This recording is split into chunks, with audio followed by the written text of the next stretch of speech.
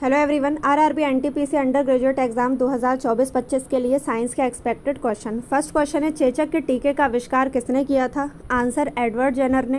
Question number 2, मानव शरीर की सबसे लंबी कोशिका कौन सी है? आंसर तंत्रिका तंत्र।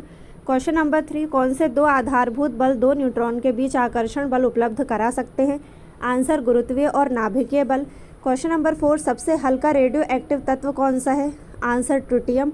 क्वेश्चन नंबर 5, पिघला हुआ सोडियम क्लोराइड किसकी मौजूदगी के कारण विद्युत का चालन करता है? आंसर मुक्त आयन।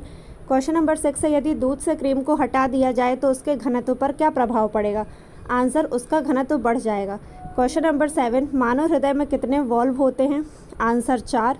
क्वेश्चन नंबर 8, दही में कौन सा अम्ल मौजूद होता है? आंसर लैक्टिक अम्ल। क्वेश्चन नंबर 9, विद्युत बल्ब में भरी जाने वाली गैस कौन सी होती है? Answer organ.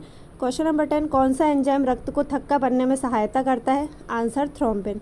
Thank you. Like, share and subscribe.